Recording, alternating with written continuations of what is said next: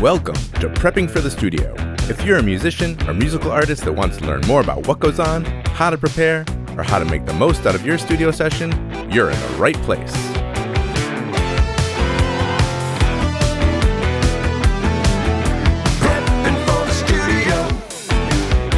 Hello and welcome back to Prepping for the Studio, the podcast for musicians who want to learn more about the studio, what goes on, and how to prepare so they can get the most out of their time and money. I am Roy Silverstein, and I'm joined by my co-host, Brian Scheuble. Howdy doody. How you doing, Brian? I'm pretty good. Excellent. You know that we're recording an episode here for season 3 of the podcast? It's incredible. I know. Unbelievable.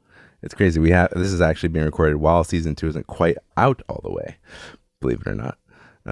But that's the inside scoop that you guys don't really need to know. We got to batch up some stuff, you know. We're prepping for the podcast. We're prepping for next year, which is when you're listening now. Hopefully it's 2026 or later, unless something weird happened to the space-time continuum. Who knows? Well, this season, we're just going to bring on more people. I had this idea, and funny enough, our guest, Harrison Whitecloud, had the same idea. Why not get into some specific genres? Because some of them kind of have their own things about them and how you want to prepare. So I want to welcome Harrison Whitecloud to the show to talk about metal today. Hello, everyone. My name is Harrison Whitecloud. How you doing? Hey. I'm doing good. Yeah, how are you guys? I'm good, man. Yeah. I'm good. Yeah, I can't complain. I've been mixing a lot, so I've been busy. It's good. Yeah, same here. Harrison, you're a San Diego-based recording engineer, mixer, producer, and you really are focused on metal, right? Yeah, I always tell people I specialize in just like the music that has real instruments. Because when it comes to electronic stuff, I really don't know what I'm doing. But a lot of the music that I do listen to is just like loud, aggressive, heavy rock and metal. And I like a lot of stuff, but you know, I have the most fun playing and recording metal for sure. Right. And that's why I want to have you on. I think I met you many years ago. You came by for a tour when you were a Studio West student, right? Yeah. And I believe you said that was like the one time that happened. But which makes sense. Bobby Bray, who was teaching our career class, he's like, yeah, we're going to go take a tour of a different studio just so you guys can see like other spaces around San Diego and how other people might operate and whatever questions you got. So yeah, I think that was maybe 2019, I think. Yeah, it was a ways ago. Oh. Yeah. And we've kept in touch, and you've come and you've recorded some stuff here, and you've got your own studio, right?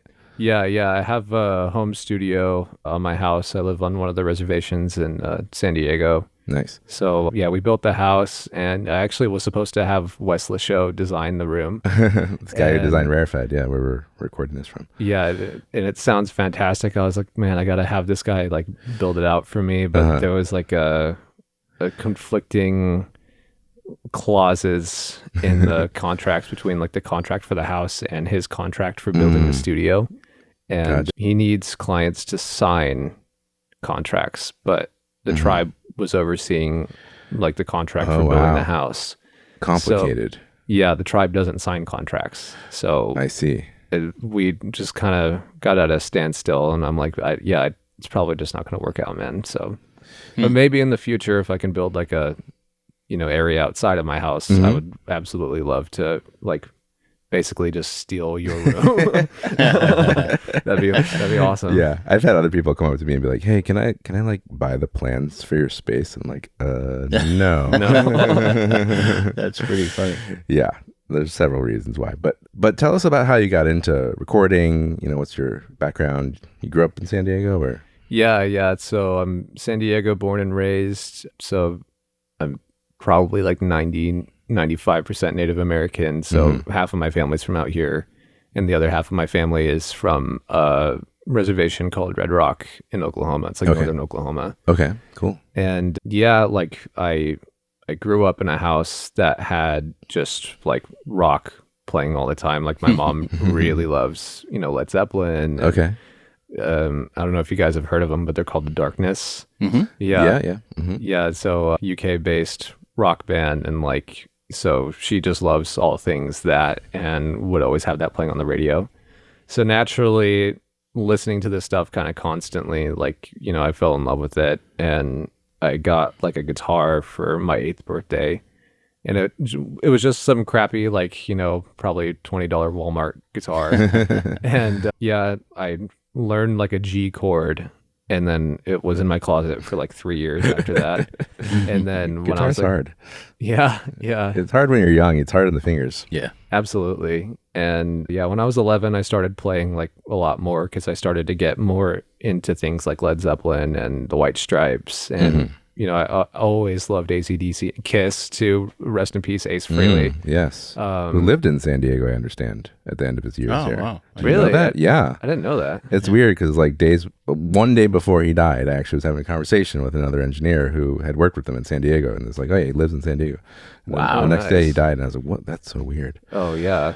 Yeah. Yeah. So I was pretty heartbroken about that. Yeah. Heartbroken about Ozzy too. Oh you yeah, know? of course. But yeah, like getting into all of that, learning how to play guitar. Like when I actually started learning how to play other people's music, I started playing on bass because I don't know, I just felt like bass was cooler at the time. And I like eventually went full into guitar, and I started getting into more heavier stuff like Metallica and like Slipknot for sure. Like when Slipknot released All Hope Is Gone, like that was like what I was all about. And it's funny, I went to Catholic school and they like, you're in uniforms and stuff, but they would have free dress days, and I would go wearing a Slipknot shirt, and they're like, hey, you got to change your shirt. I'm like, so this isn't free dress day. No. Yeah. Big caveat. Yeah. So once that started coming into fruition as far as like playing and learning, I went and like really just wanted to get my favorite guitar sounds like out of a guitar cabinet, which doesn't really work out because I didn't understand that this stuff gets, recorded through mics and preamps and is mixed and all that stuff. So I'd be playing and I'm like, why doesn't it sound as good as everything else that I've heard? Right. And as time went on of learning this stuff, I'd watch people on YouTube, like a guy named Ola England. He's from Sweden, and he like would demo out, amps and guitars and pedals. It sounded really good, and he's a really good player too. Nice. So watching those and seeing like the covers that he would do, I was like, man, this sounds like amazing. I want to know how he does it. So he actually has like a tutorial video on how to do this stuff. So, I was still didn't understand what was happening, but I guess my first experience recording anything is my mom had like a Mac desktop computer, and I had a Digitech multi-effects board that you could go USB out into. Okay. And I wouldn't record into any DAW. I recorded into into QuickTime of all things. Oh, that's And great. like, so you can, film your video of you playing, and it records audio at the same time. And Right. you can go headphone out of the multi-effects board. So I would do that and just kind of play, and like, it was cool. I was like, okay, so this is how you do it. And another dude off of YouTube named Glenn Fricker. Oh yeah. Know of him. Yeah. Yeah, and I've met him at NAMM a few times, and he's like super chill, which you wouldn't expect because he's like very much animated, and kind of simplified everything. Like get an interface, get a laptop, get a mic and a cable, and there you go, you're recording basically. Right. And like the great. first DAW I had was GarageBand, and that was okay. Yeah. Especially if you don't know what you're doing. But Yeah. Good starter, DAW. yeah. And then I eventually moved on to Reaper, Okay. and I was evaluating Reaper for probably 3 or 4 years. Did you ever pay them some money? Actually, yeah, I Be honest. did. Okay. But because, DAWs, especially if you're new, are so complicated, I just like still didn't really know my way around. But like I'd make it work, and meanwhile, I'm playing in bands. I was in a band called Warpath for like 8 years, and we're all Native American metal band from San Diego. Nice. And we're all family members too. Oh wow. That's great. Yeah, so gigged all over San Diego, and wrote and recorded our own album like when I was in audio school. And meanwhile, I'm like learning how to be a better musician and try to record at the same time. And the bass player, his name is Danny Trujillo. He actually went to Studio West. I think he was actually intake 1. Oh wow. Yeah. Studio West is a local recording studio with a school Yeah. people who Studio don't know. West and the Recording Arts Center. local to San Diego. Yeah. Yeah. And they have a year-long intensive program where they teach you absolutely everything they can about audio in general. That's not just music, so if it's running live sound or sound design or recording dialogue. They even have a video class, music theory. It's a pretty steep learning curve, and like it's like a year-long boot camp. And oh god, the amount of Pro Tools classes was just so many. You're actually teaching over there nowadays, yeah? Yeah, Right, doing yeah. an advanced class on the SSL. Nice. Yeah, nice. Oh yeah, and learning what gear is and how it works, and I had some very good teachers there. Sean Rolfe was there teaching. Cedric Courtois. I met both those guys. Who else? Somebody else. Ian Sutton, maybe, or Yeah. Ian Sutton would do some of those classes as well. Yeah. So like those guys are very experienced, and they know Pro Tools probably more than anybody else that I know for sure. But yeah, like my bass player, he had gone and done that, and then we had toured before I had graduated high school, and then I graduated high school. I didn't want to go to college. But I did want to go do something, so I hit up Studio West. I was like, "Hey, do you guys got one more slot?" And they're like, "Yeah, we do actually." So, nice. 2018 to 2019, I was just doing all of that and gigging at the same time and recording and everything. Yeah, intense times. Yeah. But it was a lot of fun. I really, really miss that place. Since then, I've just been kind of freelancing and doing live sound and mainly rock and metal production. After Studio West, I went and did a Pro Sound workshop with Joe Barisi Nice. and his business partner, Chad Banford. Chad and Joe. Yep. I know. You know them? Very well. Rad. When I was a staff engineer at A&M, Chad was on staff as a runner. And then I've done records with Joe. Nice. Yeah. Yeah, I mean, you've done metal records too. Yeah. You're going to have a I'm lot mixing too right now. Yeah, and you continue to, yeah. Yeah, and sometimes you've gotten some stuff to track here that's been metal. Yeah. Yeah. Yeah. Yeah, Joe Barisi is awesome. And I think he went to University of Miami, where I went to as well. I don't know if he finished, but Yeah. that's my understanding is he did a similar program that I did. Yeah. I was listening to a podcast, and yeah, he was talking about University of Miami, and this was like shortly after you guys started doing your podcast, and I was like, oh wait, they went to the same spot. That's pretty cool. Yeah, he's older than me, so he was before I got there, but yeah. But yeah, like doing that training was like very eye-opening, because like I went to Studio West, but they don't like teach you metal. They just kind of teach you, what being a sound engineer is. Yeah, generally. It's basic. So I would do training on like online, like it's called URM Academy, Unstoppable Recording Machine, where they have things like Nail to Mix, I've heard about this, yeah. different just classes on whatever it is, editing or mixing and recording. And so I would learn like as much as I possibly could from there. But after I went and trained with Joe, like it's like everything was very much simplified, because he is very knowledgeable. He's very helpful. He's a super, super chill dude. And I like how he's more about like having confidence in actually using your ear and like making you think about the decisions you're doing, instead of just kind of like, in my younger years, I'd set up mics and I just kind of like play some general areas Yeah. and not really think about like, okay, maybe I shouldn't, put the snare bottom mic directly on the bottom snares or something like, just rookie mistakes that you make when Right. you're first starting out. Recording with intention and using your best tool, which is your ears. Absolutely. Yeah. And, not being afraid to get off of your ass and go move a microphone. Yeah. You know. That's a good one. Also, like I've been investing in a lot of analog gear and just processing things going into, so you don't really have to do as much later. Right. Yep. And, Committing. Yeah. Like I really like the idea of summing things down, because Joe was talking about when they were recording Tool guitars, 4 amps in cabs and like 2 to 3 mics on each cab. And then like they would get summed down to 1 track. Yeah. And I'm like, that's crazy. Right. That's crazy. I'm to me. constantly telling guys to sum things down, because I'll get 4 tracks Right. of one guitar and then 4 tracks with another guitar, the double. It's just a lot to juggle. Yeah. As a And then mixer, you're like, well, what balance did you guys like? You right. know, is You there don't some- know. Yeah. So it's better to make that decision at the time of recording, and then there you have it. It's your sound. You can always still EQ it, Yeah. to change it again. But Like, I guess just, walking away from that I felt that I was like a better engineer in the sense of just kind of like having more confidence and trust in my ears. Like if something sounds awesome, like, yeah, commit to it. Like these days, I don't even record guitars with DIs.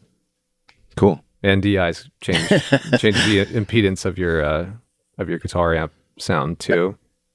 That's funny because I'm from the days of DI on the guitar. What? Yeah. Now when people ask me, I'm like, oh, okay, sure. Yeah, I only do it when I'm asked to usually, or unless there's some other reason. But I mean, a lot of the time, I don't even really like how reamped guitars sound. interesting. Like there's something. We're gonna get into all this. Yeah. First, I actually want to just generally speaking, like, and Brian, you can chime in too. Like, what makes metal like so particular to record, and from a musician's perspective, like, why is it so? Why are we here today? Basically, like, why are we talking about this? Yeah. Obviously the podcast is called what it's called. Yeah. And I do think that the preparation does need to be like for sure a lot in the hands of the artist, but also in the hands of the producer too. As far as when I get a client that emails me and hits me up and says they want to record, I'm like, okay, do you have a demo and do you have your songs figured out? And it's always different. I had a band or a pop punk band hit me up and they're like, oh yeah, we do some of our own recordings too. So we have pre-pro figured out in our tempos and our keys, and literally like 90% of all of their parts were already hashed out. Just the rest of it was just kind of me like making things sound as top notch as I could. And then there are other musicians where they have maybe half written songs that have maybe never recorded before. So maybe they don't know how to set up their guitar or how to get the tone out of the guitar itself. So as far as it definitely changes from instrument to instrument too. Yeah, I want to get into like different instruments. Yeah. And like what it is about metal that's like specific and the special considerations. So we could start with drums probably because that's a big one. Yeah. I always tell people like a great metal drummer and like any drummer in general is they have to be 3 places in time at once. So you got to show up on time. You have to play your parts the same way every time. And you got to play them in time, with the music. Yeah. And if you can find a drummer that fits all of that criteria, like lock them in a box, don't let them go. I mean, I'm sure you guys know amazing drummers can make, even like the least best sounding mic positions and like room sound amazing. Yeah, just the way they're hitting the drums and they're getting the tone out of the drums in ways that just make it so much easier. Yeah. And I guess where drummers are least prepared is where it makes my job harder as far as like editing. You want editing to be pretty invisible. Right. And sometimes if you have a sloppy drummer, it gets really hard.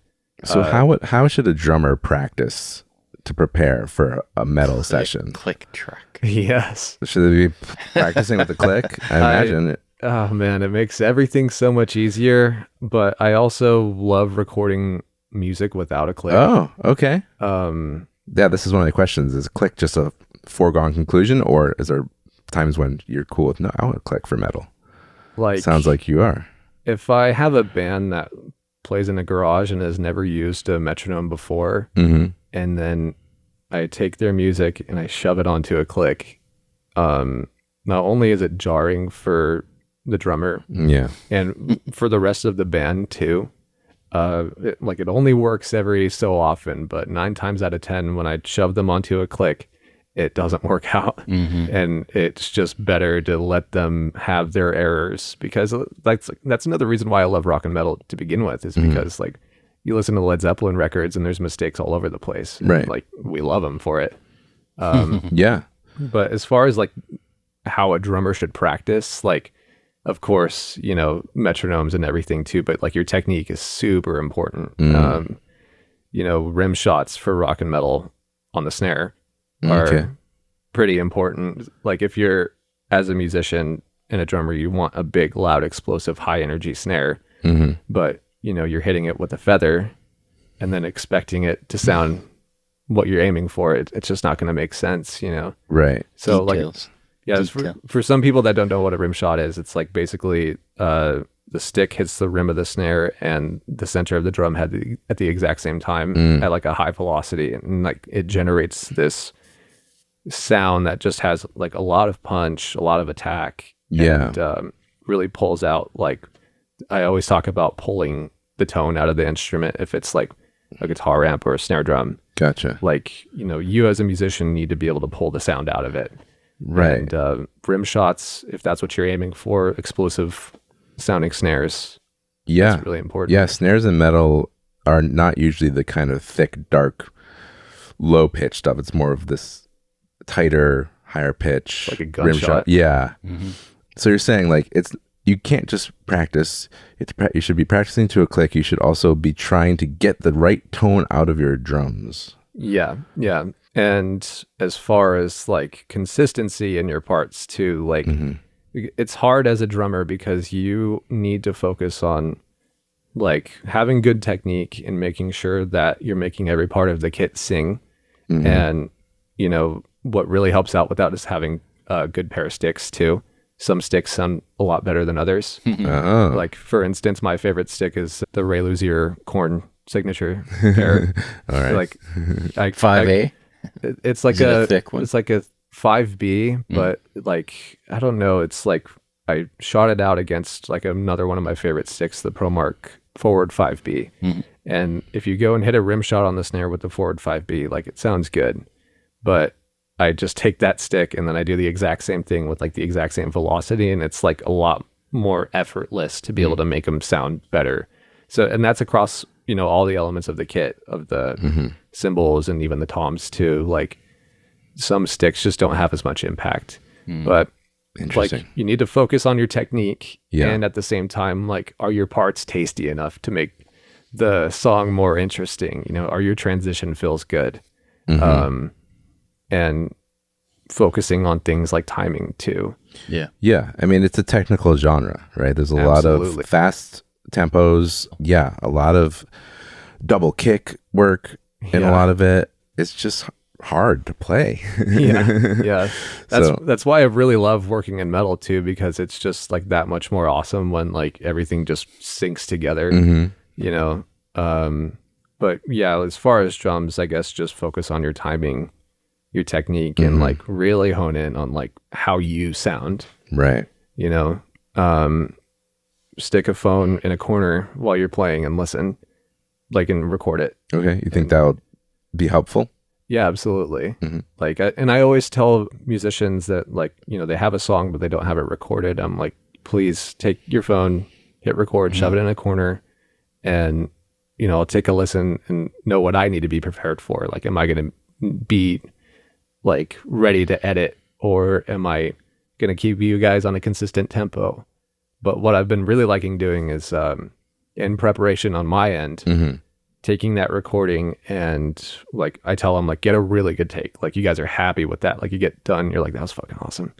And then I'll go ahead and like line up the tempos to how they naturally speed up and slow down. Okay. And that makes it like a lot more interesting.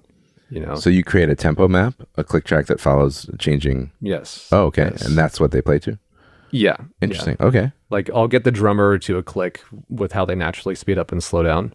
And then like I'll use that grid as a reference of what to edit to. So it's like a tighter version of their errored version. Interesting. That's cool. Instead of just keeping like you're at 145 BPM all the time. Exactly. Yeah. Okay. That's cool. It's fun. Kick drum. Sometimes there's two kick drums with the double kick thing, or sometimes it's one kick drum with the double pedal. Is there considerations for one or the other? I haven't really had an opportunity to record two kick drums yet. Okay. So you always have just the one and the double pedal? Yeah. And even if there were two kicks and the drummer was super high strung on using both of them, like maybe that's just what they're used to. I'd be like, okay, cool, let's do it. I think, of course, they're going to sound a little different, but I think that kind of stuff is pretty interesting. Compared to if you use one singular kick drum, like, cool, it's consistent. It'll be more consistent, I guess. You have less to worry about across like phase relationships and like higher amounts of inputs for your mics and stuff. But I don't know. I think it'd probably be pretty satisfying to hear like a TikTok kind of like difference between the two. Yeah, I kind of like that when you hear a little bit of a difference, but they're going so fast anyway. Yeah. It Generally. goes by quick. So you've had experience recording double I kick have, stuff but it's been a while. Usually they have the double pedals. Yeah. with one kick drum. Yeah. Oh, Lately anyway. Sorry to cut you off. Sorry. Another thing for drummers specifically is like make sure your drums aren't crappy. Right. You Yeah. know, I was gonna and most ask. drums are really good. Most of them are really good. But if you have a 15-year-old head on it and you want them to sound brand new and explosive and expensive sounding, like, toss some fresh heads on there. Right. Like, I love the Evans ST Dry batter head for the snare top, Okay. the Remo Diplomat for the Reso side, and the Evans Pure Sound snare wires. Like, those my go-to for snare. Okay. Just because I know my mics and everything I'm going to use for processing, are going to react to it the best way. So you've done a lot of like A/Bing of things. Yes. I shot out like all my preamps for like everything, like vocals, guitars, bass, drums, and like that's a part of my preparation. Like, Yeah. I'm going to know what preamps I'm going to want to use for my toms, Yeah. Yeah. From the musician side, though, they should put new heads on. You're saying make sure their kit is in good working order. Make sure that like it is able to be tuned, because a lot of drums are defective. Maybe you have a stripped out lug or something like that, or you have dents in the bearing edge. Right. Having a set of cymbals that work together as a set too. Okay. Like, if I had like a bunch of money on hand right now, like I would probably go down to like a drum shop, like a boutique drum shop, take a pair of sticks and a pair of headphones or earplugs, and I would start by finding which crashes sound the best together, and then a pair of hi-hats that complement that, ride that fits that puzzle piece, maybe a china and a splash, and then I'd probably do that for like every cymbal company, like the big one, so that way I have a good reliable set of cymbals. And a drummer that comes in and they have an awesome set, but maybe their ride is the odd one out. It's like, okay, well, I got a cool alternative one here. Yeah. Yeah. Cymbals is a tricky thing to buy unless you're actually there at a store hitting them. Yeah. I've had to do that myself. It's like, how do you know if you're going to like it until you hear it, Yeah. So Especially when you toss them underneath mics too, they could sound amazing like in person, even with earplugs in, but like when they're recorded and compressed and slammed.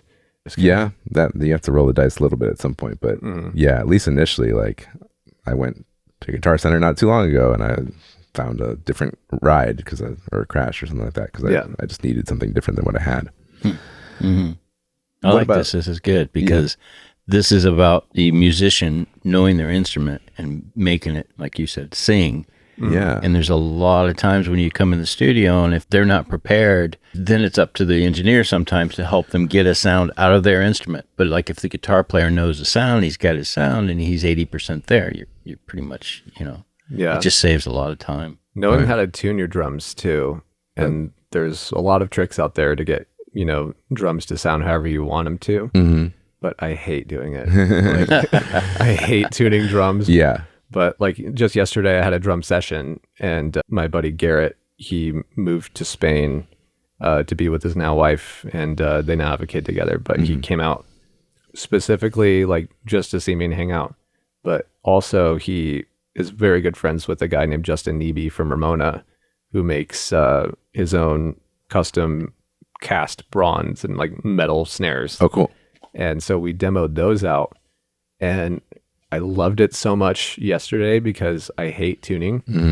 And he is very much like laser focused, like in tune with his drums while he's tuning them. Gotcha. So he will spend the extra, 45 minutes like making sure to get that weird buzziness out of the resonant head or whatever.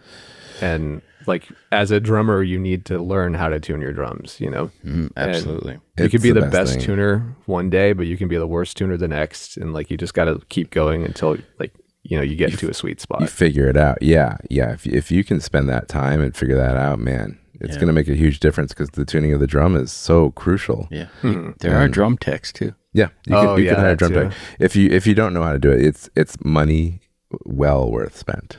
Absolutely. Yeah. Because it's going to make your drums just sound great right out the gate. instead of having to try to like tape it up and fix it and mix and which is always a compromise. Speaking of teching, like this would probably be a good like segue getting into like guitars if you had any like guitar questions too. Yes, although one more question on the drums. Should the drummer bring extra heads to the session? Are you finding yourself changing heads or that kind of thing in mid-session or no? You know, I've been using like the same Remo heads for like 4 months now. Okay. And they sound great. Okay, so not necessarily. I'd switch them out whenever I get sick of looking at how dirty they are. But like Evans and Remo heads are just like really good. They're pretty durable. I've been using the same kick drum head for like the last year. Kick drum heads seem to last longer. Yeah, I rarely change out heads unless you're on a session where there's, you know, like a lot of toms in a song or a few songs where they might get, you know, worn dinged out. up. Yeah. Yeah. What about like retuning? Oh, yeah. Oh, yeah, absolutely. That's why I love the TuneBot, because especially if you have like, you know, an absolutely like muscly, barbaric drummer that's beating up the snare. Yeah. You know, after the first take, you know, when you start versus when you end, like it's going to be way detuned. So that's why I like using the TuneBot, because you can tune it to a specific frequency and you can go back to that. Yeah, that's a cool product. It's a little thing. It clips on the edge of the drum rim, and it's got a little microphone in it, and so it can measure the frequency when you hit the head, and then so you can really dial in your tuning to a specific, tension, but not via measuring tension, via measuring the sound of it. Yeah. Oh, and Tama lug locks too. What are those? So they're just these little pieces of plastic that fit around the lugs on your drum, or the tension rods, whatever you want to say. And they help keep your drum in tune.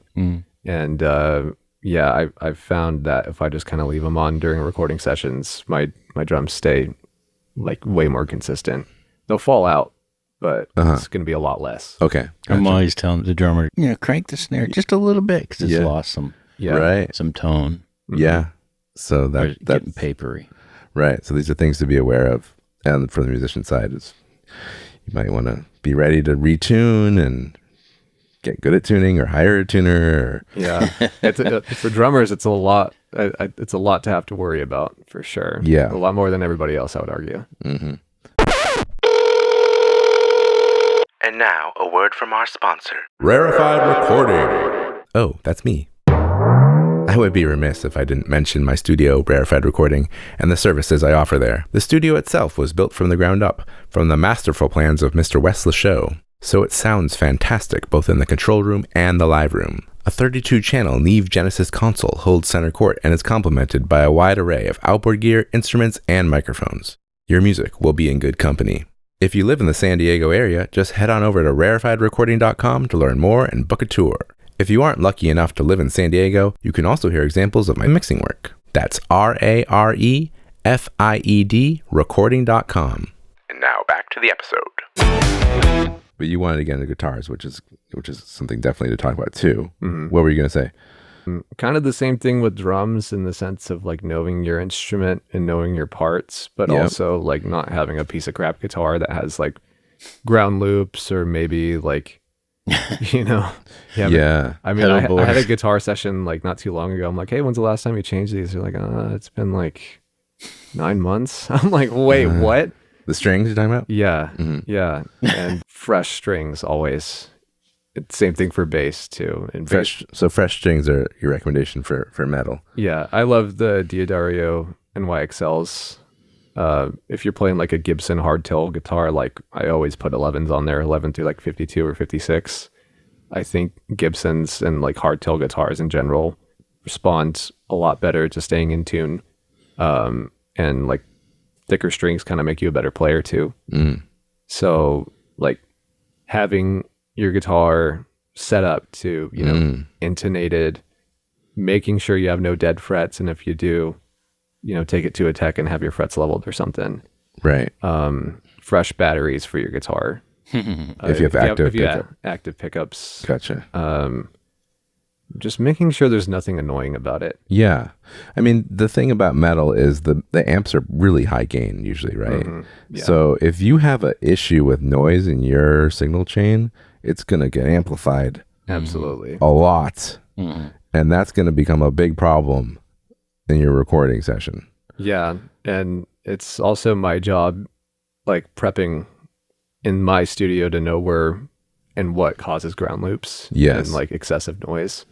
And, noise gates definitely help, although I like to leave them off because they tend to change the sound of the guitar going into the amp. Mm-hmm. But yeah, like, What other things have you found that can be helpful little tricks to get rid of ground loops and hums and buzzes and nastiness? I always like set an amp as high gain as I could possibly get it, and maybe even like a pedal on top of it, and like I'll even open up like the cavity of the guitar and like kind of chopstick around and see if there's anything that's wrong with it. And So take a wooden chopstick, start tapping on components and see Yeah. if there's something that's causing an issue. yeah, and most of the time like it's fine, and like also just making sure that everything is like set right as far as like pickup height too. Like I found that the lower your pickups are, if you're using like a passive pickup into like a high gain amp, I guess it doesn't have as much juice, Okay. so to speak. So if you make the pickup like literally just a little bit higher, like closer to the strings, like it'll juice the amp a little harder. Gotcha. Also, like having fret wraps, like little fret wraps that mute the extra slack on your guitar strings, because that'll come through during the recording. Okay, what's a fret wrap? Yeah, it's like this little piece of fabric with like Velcro that goes over percussive, very tight guitars, and you hit the strings really hard and you stop, like they'll ring out. Oh, okay. And since it's so high gain, like you can hear it through the amp. So Oh, wow. I'll put a fret wrap on, and then even from the bridge to the tailpiece, if it's like a Les Paul or something, I'll even put like a piece of gaff tape on there too. If it's a Floyd, foam. Huh? Do you ever use foam? if I have it on hand, yeah. But most it's like gaff tape is just like, lifesaver in the studio. Yeah. With Floyd Rose guitars too, like I'll even put like a layer of gaff tape over the springs. And like I'm a wizard when it comes to Floyd Rose guitars. So I find that I'm kind of like the guitar tech for people that come in too. Like I know if I set it up, I know that it's going to be good. Right. And so I'll set aside like an extra, 30 minutes to set up whatever guitar they want to use. Nice. Shooting out guitars, if you have multiple ones, like making sure they're all good. So I guess there are some similarities between prepping with drums versus prepping with guitars. Like it's a lot to prep a guitar for like studio recording. For it to really sound its best. Yeah, Intonation, the whole pickup height thing you were talking about. absolutely. Yeah. And just knowing your instrument there too, hashing out your parts, making sure that if you have a second guitar player, make sure your guys' parts are like worked out and they're working together. You don't want a guy that's playing dig-a-dit-dit-dit, and then you don't want another dude that's doing dit-dit-dit-dit. Yeah. Yeah, the crazy thing is like when I was thinking about metal is like not only is it that the lead guitar is complicated and hard to play, but the rhythm guitar is also super technical. Yeah, it is. Yeah, so if you don't practice, you can't just be like, like indie rock, like kind of just like, it's Yeah. kind of loose, it's cool. It's got to be tight. You got to know exactly what you're doing. You got to be able to play it clean. And it varies from genre to genre. If you're playing some stuff that's on like liquid metal on Sirius XM right now, you'd probably want to be as tight as possible. Whereas if you're like, a band that's trying to be reminiscent of like a early Metallica, some mistakes are cool. So I guess it just depends on, the aesthetic of the music and what Right. you want. Yeah, but some of it, there's no room for error from what Absolutely I've heard. not. Like- No. You need to be on it. And that's why we have tools like editing to kind of help, like, try your best for sure. Just try your best and come in with a good attitude as well. Yeah. I've had a lot of sessions where people come in and they're like really stressed out. I'm like, man, like, Yeah. let's take a break or something. Let's eat some food. Let's hang out for a little The bit. red light. What do they call it? Red light syndrome. Yeah. Yeah.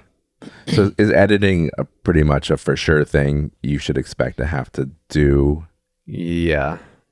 So as the musician who's hiring a engineer or whatever, it's probably an extra charge. I mean, do you charge hourly for editing? Is it part of your mixing process? Like how's this? Well, fortunately, at least for my life, like production and being a producer isn't my main source of income. I kind of treat it more like a side gig more than anything else. So my rate is like really attractive to like local artists specifically. Like I'll just say it right now. Like my rate is $330 per song across the board right now. Okay. It's super, super cheap. And all in recorded and mixed, or demoing, recording, editing, mixing, and mastering, and just do it all. A lot, yeah. And so when someone says, "Hey, I got 7 songs I want to do," because there's a lot of bands that have 7 songs, I'm like, the magic number. Yeah. Yeah, like it's like, well, this is my rate. It's probably going to take this long, and since I've taken the hourly rate mentality out of like my business, a lot of people are a lot more happier and relaxed when we're recording. Like, and that's gonna, you know, because they're not, because they're gonna have extra money to go pay for their groceries and stuff, right? You know, and let's say you're working with someone other than you. The main question is, editing is a thing that you're probably gonna have to do. So yeah, you might be paying for it. Just prepare for that, I suppose. Yeah. Prepare for extra expenses. You know, totally like. Prepare for if you're a drummer, bring extra sticks too. Guitar player, extra strings, all that stuff. You know, like things break. A pick, a tuner. Yeah, that too, a tuner. Also, tuner. making sure your amps are working too. Yeah, that's generally a good idea. But like I said, like with the high gain situation, you know, if you got some noise issue, it's going to be really bad for metal. Yeah. And if you have like a busted amp that's not working, like it's really hard to get a good tone out of it. But yeah, like a lot of the things I just mentioned for guitar definitely stretch out to bass as well. Right. Yeah, I was going to ask, what about bass? Yeah. I guess just being locked up with the guitars as far as like, you know, do your parts complement each other? And when you're playing them, are they, you know, are they as synced up as you want them to be? This is where I have issues. Sometimes I'll get tracks where the bass and the kick are just not together. So to me, it's that low end's got to be tight, and it's only going to help out in the final mix because, you know, it's just focused then. Right. So working that out with your drummer ahead of time, like, hey, here's my kick pattern. Okay, well, here's how we're going to put my bass notes then. Yeah. That kind of thing. Yeah. And if you like trail off from what the guitars are playing, like you got to make sure your bass notes are like tasty enough to really complement like what's going on. The Paul McCartney of metal, does that exist? Like someone's playing very melodic lines, or is it more like kind of locked in with very basic kind of complementing the guitar? You'd be surprised. You know, there's some pretty, we were talking about locked up guitars and bass. Like I think about Vinnie Paul and Rex Brown from Pantera. Rex Brown in an interview was saying very much so, like, I don't want to just copy what Dimebag Darrell's playing. Like I want to do my own stuff too. Okay. And that's another thing I tell musicians when they're coming into the studio for rock and metal. I'm like, okay, what are your favorite bands? And they're like, I don't know.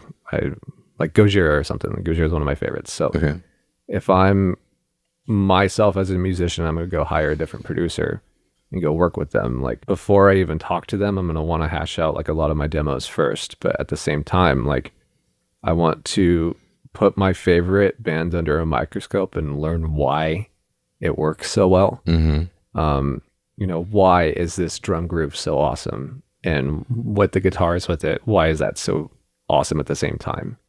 And so studying your favorites. Absolutely. Put them under a microscope and just figure out like, why is this awesome? You know? Yeah, that's good advice. Oh, and learning your favorite musician songs too. Like I became a much better guitar player and writer after I learned a lot of Lamb of God songs because I love that band. And you need to be a really tight musician, like guitar player, to pull that off. That definitely like really helps, especially if you're just trying to get better, like overall technique wise.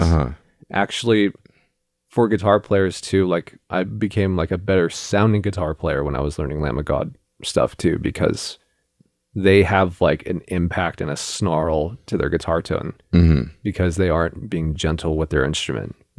Like you need to lay into the guitar and I keep saying like pull the tone out of it. Right. That's why when I record guitars, like the gain isn't very high. Like if I'm recording myself, like it's pretty low gain. Oh, really? Yeah. Like I want clarity, not having an oversaturated tone too. If you're going for something super tight, like if it's just like blown up, it's going to be hard to get that tight sound you're aiming for. Yeah, I was going to ask do you always have to record with the amp super loud, or a lot of times in other genres, it's actually cooler when you use a little, 10-watt amp. Yeah. And it's not that loud, but you can pull this really big tone out of it because the microphone does its thing, Yeah. I don't know. My guitars don't get too loud. I find that the tone being filtered through the speaker at like a nominal level is totally fine. Okay. If you're going for like AC/DC or like old school rock, you're going to want to get like a JMP and put everything on 10. Yeah. Because that sound is distorting the speakers. Like that's where the sauce is. The Kerrang is from like obviously a good amp, but also just really pushing the speakers really hard and forcing them to distort. I think that's what Eddie Van Halen's tone is too. Gotcha. But yeah, as far as like going into like just being a better sounding musician, like just try different stuff out too. And challenge yourself by learning some of your favorites songs and see if you can replicate their kind of sound and actually play their parts. Yeah, because like speaking of Van Halen, like one of my favorite bands, Pantera, like they love bands like ZZ Top and Van Halen and Kiss and like, I'm actually working with the singer from Pantera, one of the singers. Oh, cool. Phil? Yeah, no, Terry Glaze. Oh, really? Wow, that's so cool. Nice. He's a friend. For those who don't know, Terry Glaze was like one of the singers in Pantera before they got Phil Anselmo. Gotcha. And then Lord Tracy. Yeah. One of his bands, but they're not. That's awesome. Congratulations. Right on. I do want to get into singers too, actually, because there's some intense singing sometimes in metal, some screaming and like how would one make it through singing a bunch of songs in a session if that's the style? Yeah. How do you prepare for that? Oh man. This is probably the hardest one too, because like for singers, it's very much different. Like drums, guitars, and bass, like you can do so much stuff like as the performer and as an engineer, like get that sound good. But singers, you either have the sauce or you don't. And I guess just vocal lessons for sure, especially if you're just doing regular singing, like and practicing all the time. And one thing that I've seen some of my singers struggle with is having attitude. Okay. And having conviction. And you really do need to believe that you are, headlining Aftershock while you're recording, and you want whoever's listening to you to feel that. And, that's why some of my favorite singers are like, they are physically there and like their egos are big enough to they're like, yeah, I am the shit, Right. Yeah, I usually find singers have a lot of confidence, the good ones. A lot of confidence, even though they're insecure in a lot of ways too. Yeah. But they need to put on a show, basically. Because we talk about that a lot. It's like we can tune stuff and we can fix timing a little bit, but we can't really put emotion in if it's not there. Nope. So same thing applies here. Yeah.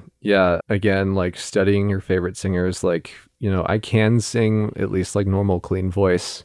And, most singers aren't a fan of their voice anyways. But this is like true. I didn't get better at that until I really started studying. And like this is just the prepping part, is like study your favorite singers. Like Chris Cornell is one of my favorite like clean and dirty singers. And like amazing. he just has a very special way of, making his words have like emotional movement.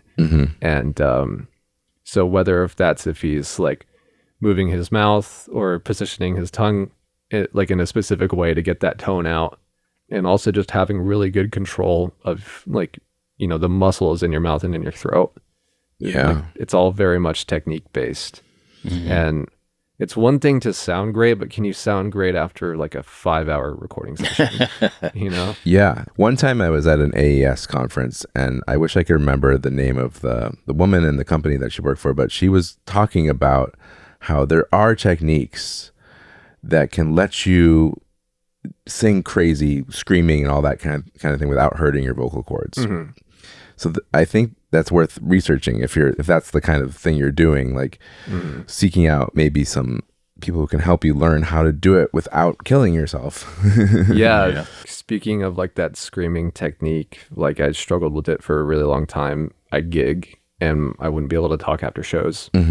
And like it really did come down to breath control because I finally figured it out probably Okay. like 2 years ago. Okay, maybe. you figured something out. Okay. Yeah. Share. Like Yeah. all of my air would be expelled all at once. And I'd get lightheaded. I'm using the wrong vocal cords and I wouldn't be able to talk. Like it was doing everything wrong. It hurt really bad. Okay. And I was like, I left my band and I was just trying to work on a track by myself to make sure that I could just kind of do it. Mm-hmm. And I just kind of hopped on the mic. I was like, okay, well, what am I doing wrong here? I'm like, okay, well, I'm running out of breath and I'm really hurting myself. So, like, how can we control our breath?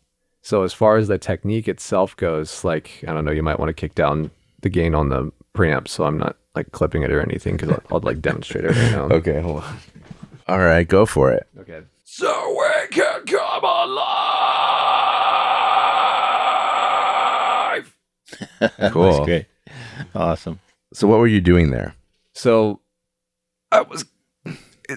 I sound like this. Uh-huh. Pinching, I- like pinching or something. It sounds I like. am constricting the amount of air that comes out, and I'm kind of using my diaphragm muscles to like press against myself. Like it's almost like you're something dropped on you, and you're like, oh, Yeah. like that, like.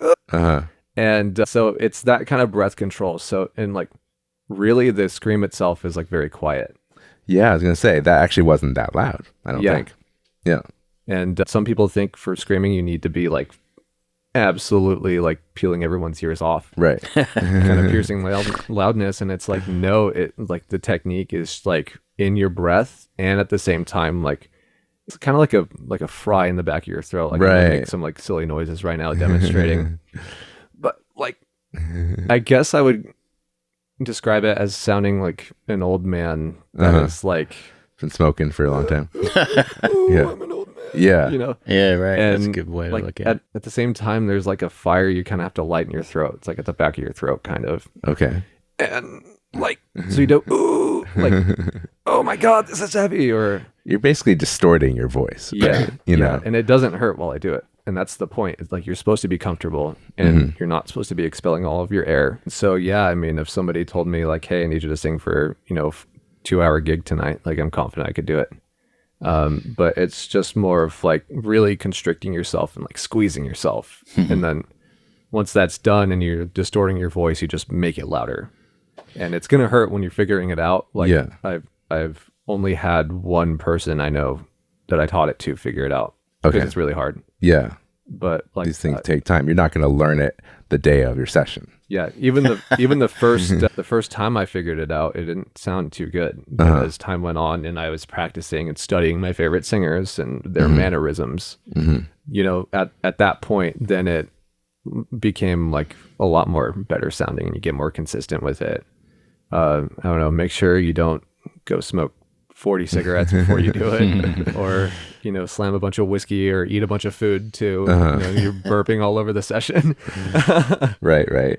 But yeah, vocally, just like really spending a lot of time figuring out what sounds great about your voice and just like exercising that even more. It's literally muscles that you need to exercise, like you're going to the gym. Yeah. To have the stamina to be able to do it for long periods of time. Like I kind of had to like hurt myself a little bit while figuring it out. And I describe it as you are paving the way for your muscles to get to know this zone. Yeah. And you're going to hurt yourself while you figure it out. You're going to be sore. Give yourself some time to heal. Yeah. Try again. Right. And before you know it, like you're going to be in a zone that's like easy to go back to. Yeah. It's just like working out, sometimes you go hard and you're, man, I'm really sore, know. Exactly. It's a good sore though. It's when you really hurt yourself, it's bad. But if you get this kind of good sore thing, then your body now is going to build that muscle that you can use in the future. And then you just go from there. Yeah. So singers, it's like a lot more delicate because like, I mean, it's your voice. It's what you speak with, obviously. And, not quite like drums where you're hitting something like you're using your body somehow. But you're really the business end of what you're doing is an inanimate object that can take it. Yeah. And at the same time, like as a singer, like you are like a lot more emotionally sensitive to it all because like it's you. It's just you. There's no special tricks. You need to be awesome, and then the gear takes care of the rest, I guess. You know? Yeah. I mean, there is an element of working the microphone, I suppose. Yeah, that too. Like how close you get versus, you know. Yeah, we talked about that in other genres too. Yeah, like for punk, rock, and metal singers where they are performing without a mic stand, like I just hand them an SM7 or even a 58. Actually, I actually like how the 58 sounds better than the SM7. Okay. And I don't care if they cup the mic, you know? Oh, wow. Like cup the mic, like run around in the studio. Like I don't care. Like I want it to feel like, you know, you're hyping us up and you're about to, you know. You want the energy more than anything. Absolutely, yeah. Yeah. Same thing with like, you know, if you get an out of tune vocal, but the delivery is just undeniable, it's like I'm keeping that. That's like the best one. You know? Yeah. Vibe is important. It Absolutely. is. Do you have bands play together or everything separate? I will have them play together for scratch guitars, bass, and vocals, but we'll use the drums as like the bass for the rhythm section. You're really only trying to keep the drums, Yeah. but the band plays together for feel? Yeah, and then we'll overdub the everything else. Okay. Yeah, it's usually how I work. That just lets you focus in on things more closely? Yeah, like just slightly hyping up what's happening as far as like keeping them closer down to earth as far as like how reachable their music is. How many takes would you do? And do you punch in or do sections? I do punch-ins. Like I'll do a few takes and a lot of the times do a composite. And if at any point there's like a really bad mess up, yeah, I'll punch in there. But I've never been one for doing it like piece by piece. I don't know. I think there's a little bit more of a vibe, at least for a drummer, when you're playing it all the way through. Okay. And it's Full easier takes. to splice takes around too.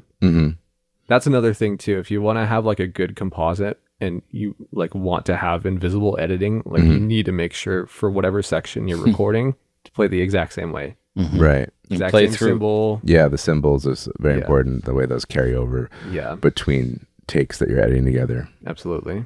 Playing the same intensity, Yeah, that too. same way. Play Yeah. through the edit. Yeah. Yeah. Playing in the pre-roll. That's something I have to remind I people. always have to remind them. Yeah. Yeah, So that's when you're doing a punch-in, you actually need to play before the punch-in because exactly. there's this ring out of symbols or other things that, And after too. yeah.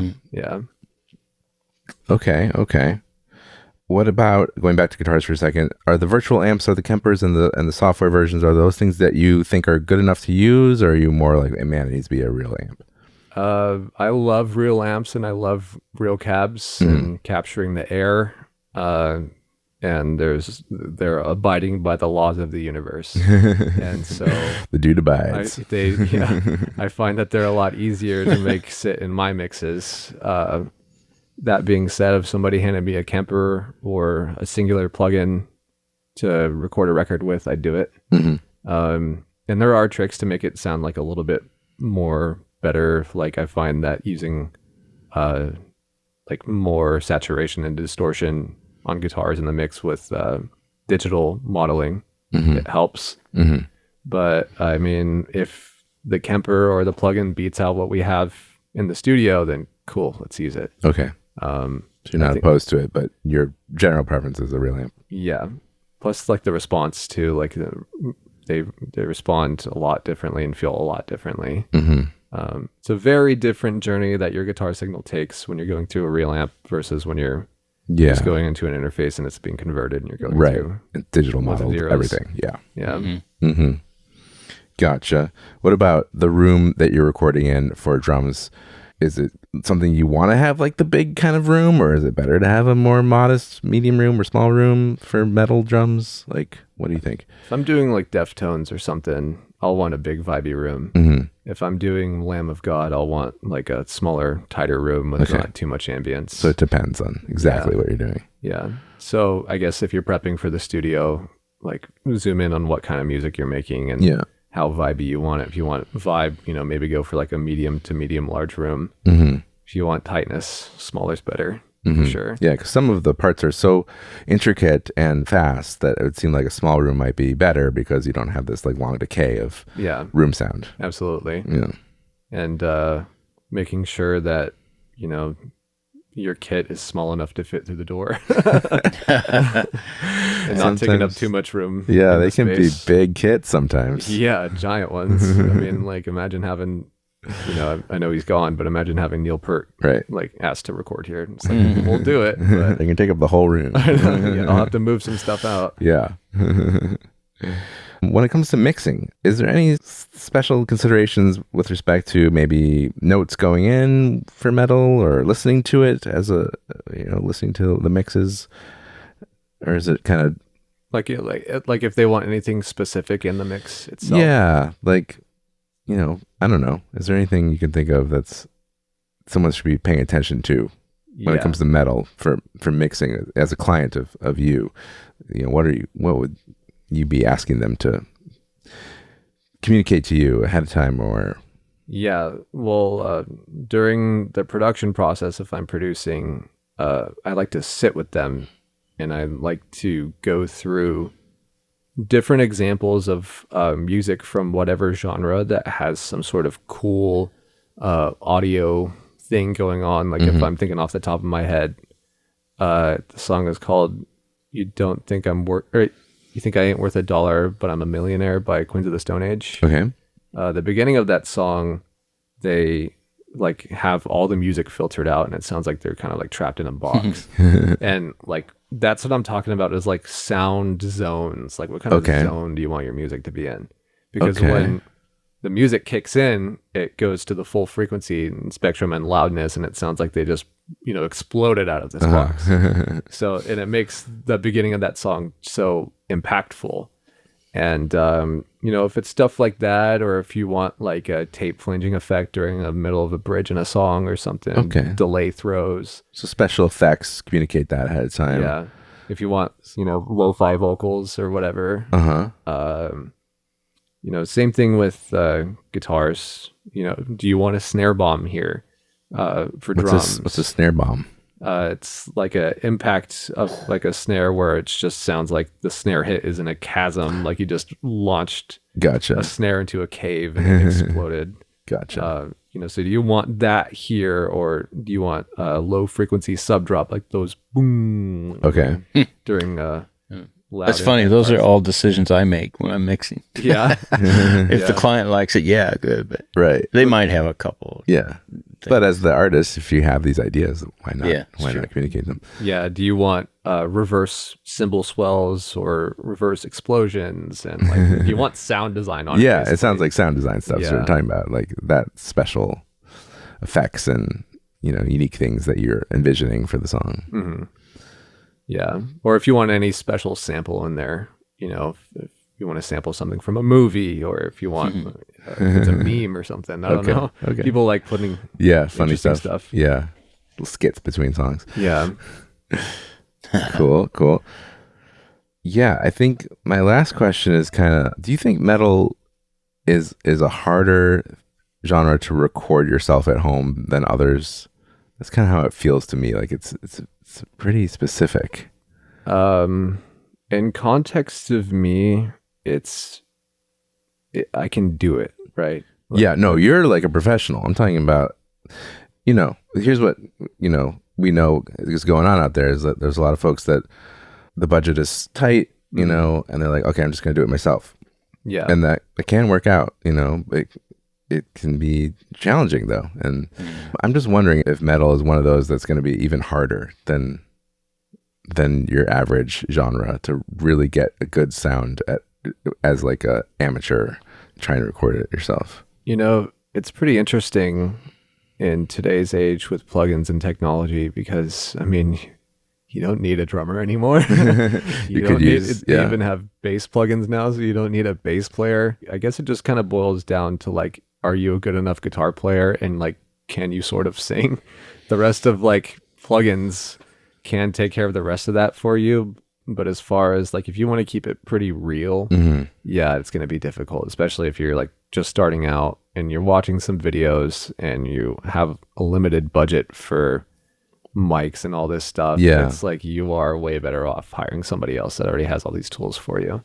Seems like the learning curve is higher. I don't know. It's just like the sounds are very specific. Like the sound of the kick drum or even the guitar, the bass, everything. It doesn't always seem to me to be like just the natural sound that's coming out of the instrument necessarily. Yeah. Am I right about that? Or I think you're 100% right. And it's kind of annoying a little bit because a lot of these plugins and a lot of these drums, people are chasing kind of the same sound, and it does really start to sound the same. Yeah. And that's why I'm all about just like being unique and just trying to find stuff and do stuff that nobody else is going to do. Yeah. I like that. If it's summing multiple guitar amps together, if it's using a amp that I modded myself because I just got into modding amps, like nobody has that amp. So there you go. Yeah. Same thing with just guitars and like, you know, those Justin Neebe snares I was talking about earlier. Like, I would love to have a unique snare like that nobody else has. Like, because then they're gonna be like, "Oh man, that's awesome! I'm gonna try to chase that." You know, instead of following, be the one that people want to follow. There you go. Be the leader. Yeah. I guess just like my final note for, you know, anybody listening that like wants to know how to make their metal record just be as good as it could possibly be is just like try your best to be original. Yeah. You know, like take your influences, but also just like do something absolutely weird with it because weird is cool. Yeah. You know? Yeah, we need that. We need that these days because the whole AI music generation thing, it's like, well, we're going to have a lot of just, you know, the same. Yeah, absolutely. All right on, Harrison. If people want to get in touch with you, if they're interested in working with you, what's the best way? Catch me on Instagram a lot at, it's called Whitecloud Audio. There's a period in between Whitecloud and audio, so Whitecloud period audio. Oh, I also have a website. It's just whitecloudaudio.com. Okay. So that has some info about me and my studio and my gear and some stuff I've worked on. Yes. And you can also email me from there. But I'm always on Instagram and I get back to like literally everybody. So nice. Cool. Well, thanks for coming on and sharing your knowledge. Yeah, man, it was my pleasure. I mean, like, I love hanging out here and I love coming by the studio, and it's always a pleasure seeing you. And like, Brian, it's great to meet you. Yeah, likewise. And I mean, I always find this stuff super interesting to talk to like other engineers and producers about. You know, love talking shop because we all get each other. Yeah. Yeah, we're a special kind of nerd. Yeah. All right, guys. Thanks for listening, and we'll catch you on the next one. Yep. Take care, guys. Cool. Thanks, guys. Cheers. That's our show for today, folks. Thanks so much for listening to Prepping for the Studio. If you enjoyed this episode, please leave us a 5-star review on whatever platform you listen to your podcast from. And don't forget to subscribe and tell your friends. Episode info and my ebook, A Musician's Guide to the Recording Studio, are available at preppingforthestudio.com. If you have any questions, feel free to reach out there.